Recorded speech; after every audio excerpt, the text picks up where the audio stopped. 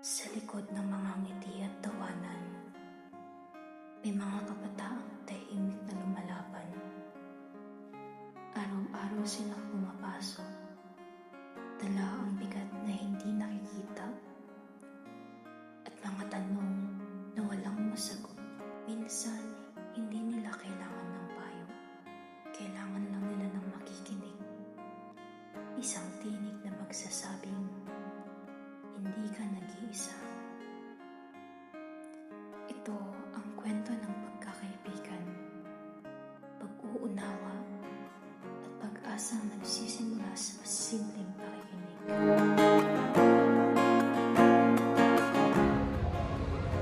Napapansin niyo ba si Alex? Hindi na siya tulad ng dati. Oo, hindi na nga din siya sumasabay kumain. Hindi naman siya ganun dati. May mga tao talagang marunong magtago ng nararamdaman, no? At kadalasan, sila pa yung nangangailangan ng tulong. Puntahan na lang talaga natin siya. Tara.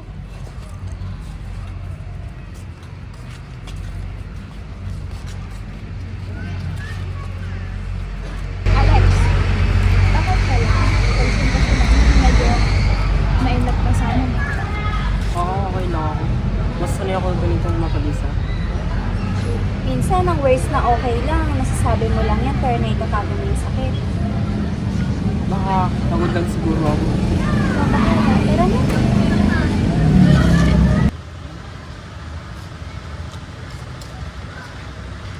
Alex, hindi kita pipilitin magsalita. Pag okay ka na, magsabi ka. Alam ko naman na marami kang iniisip. Kaya kung dumagdag sa mga problema mo, Alex, hindi ka problema. Kaibigan ka namin. Okay?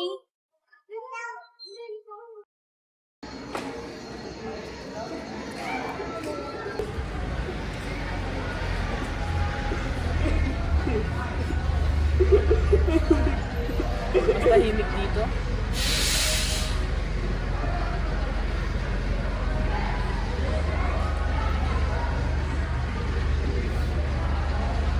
Alex, kung gusto mo magsalita, makikinig kami. Minsan, gusto mo lang ayaw ko. Hindi ko na alam kung kaya mo makipagpatuloy. Ang hirap magpanggap na okay ka araw-araw.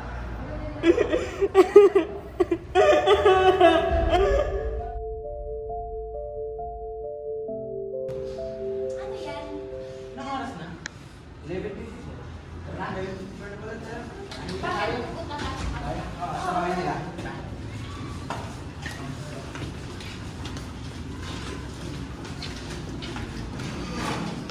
Wait lang naman!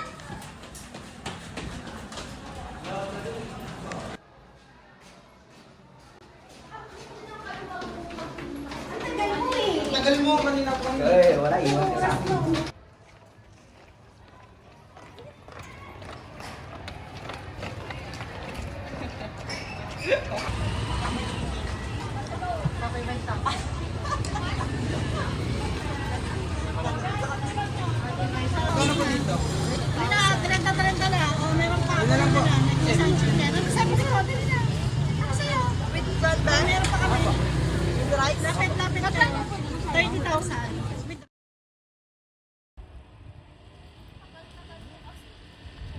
Pasok na lang tayo. Tara. Dali, mainit! Saka. Ano ba? Sabihin niyo ano na tayo gumawa? Ang init! Oo, kwentuhan muna tayo para masaya. Tara! Alex! Nandito na kami!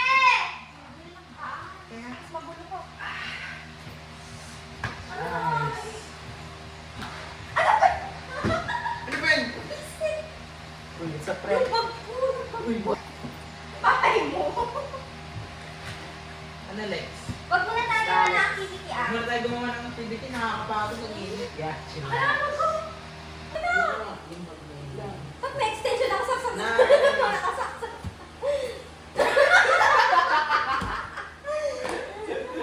Uy, Alex, okay ka lang? Okay ka lang, Alex? Uy, tol, ba't ang technique mo? Technique mo, ha? Okay ka? Eh,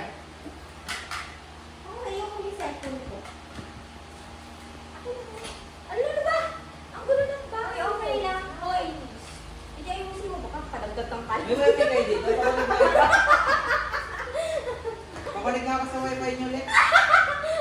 Tapos Ay, sakto na ako. Dito ko sa wifi nila. Nakaready Scan na agad lang yung kita. scanner ah. Ay, okay ka lang. Okay na. Okay na. Okay ka lang, Alex? Parang nilalagnat ka.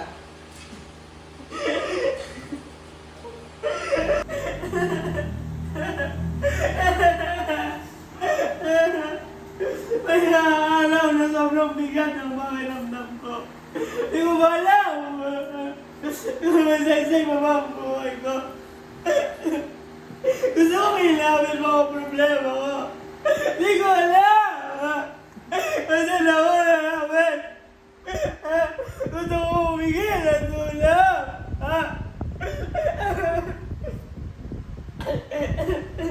Hindi ko alam, gusto ko lalamin. Gusto ko lang kita sa sarili ko buhay. Ano ba niya ako sa lahat? Yung mga problema ko.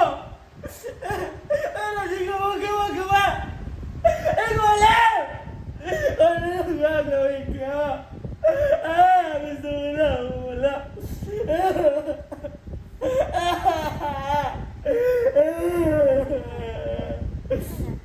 Hintay ka lang naman sabi sa amin eh.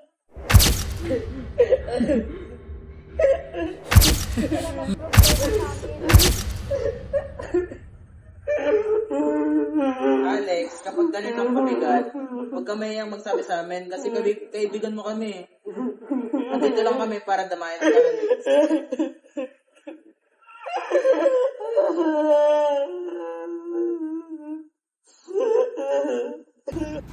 Kasi alam, kanina ko sasabihin yung mga problema ko.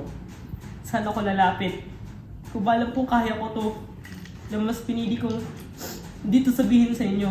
Kasi tingin ko, kaya ko naman to na walang tulong ng iba. Pero sobrang bigat. Hindi ko kaya kung mag-isa ko lang papasan ng problema ko. Hindi, Alex. Mas magaan kapag may kasama ka. Sabi ko naman kasi sa'yo, andito lang kami. Naghihintay lang kami para magsabi ka. Hindi mo naman kailangan suluhin lahat ng problema. Kasi nga, andito kami para makinig at damayan ka. Kaya, pag may problema ka, mas piliin mo magsabi sa amin. Kasi, makikinig kami. Kaibigan mo kami, Alex. Hindi ka nag-iisa.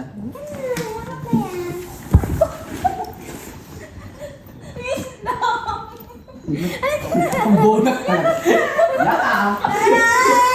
Yung ano natin. Okay. Wait lang. Team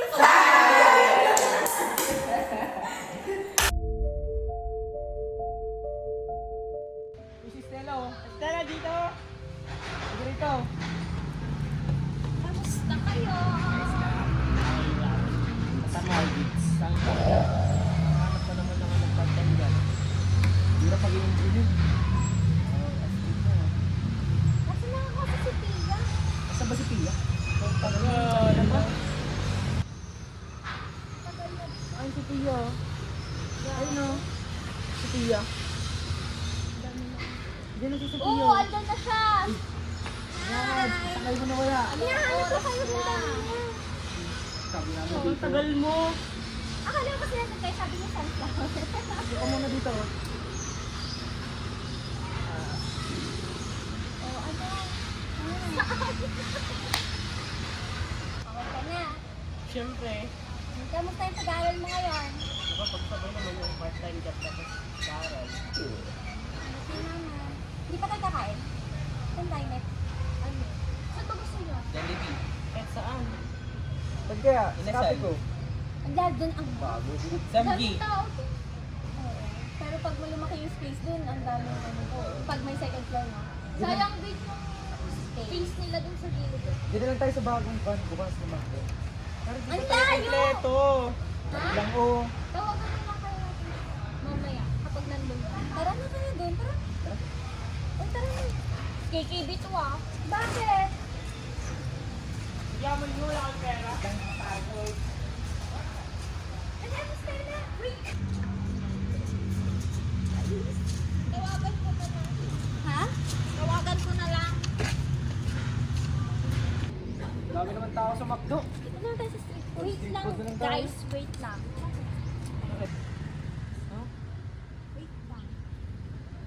Sino yun namatay? Wala naka-ano. Chat tawagan ko na lang. Ano?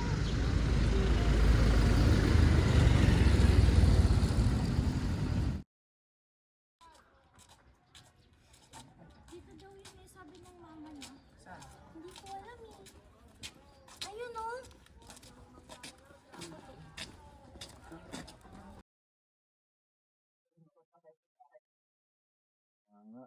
Hindi ko alam, may dala na pala siyang dinadamdam niya. Akala ko, ako na yun eh, problema na pinakamabigat. Pero hindi pala. Alam palang tao dyan na mas mabigat pala yung pinapapag-problema kaysa sa akin. Kung hindi pa tayo nagkita-kita, hindi pa natin malalaman. Kaya nga. Kaya pala siya, hindi siya pumunta nung yung meet up natin.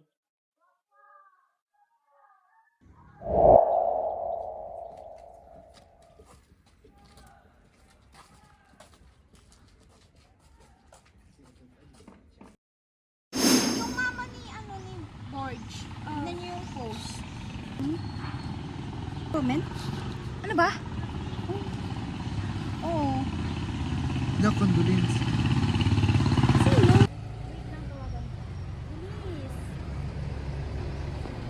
Sino kayo namatay?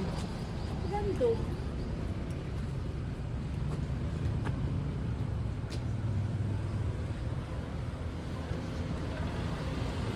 Hello, tita? Nakita ko po kasi yung post nyo. Sino po yung namatay? Tsaka nasan po si John Paul? Kasi hindi po siya nagre-reply sa amin eh.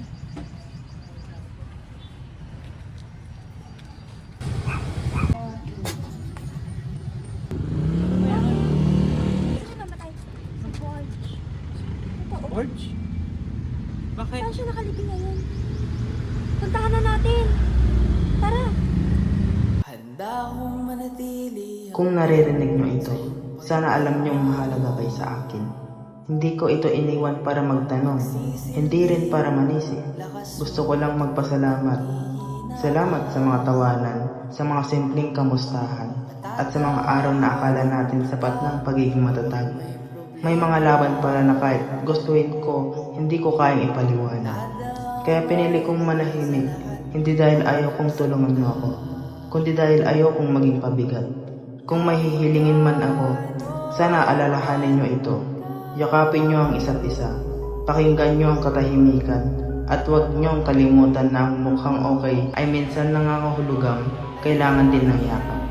Mahal ko kayo at kahit wala na ako, sana piliin nyo ang manatili para sa isa't isa.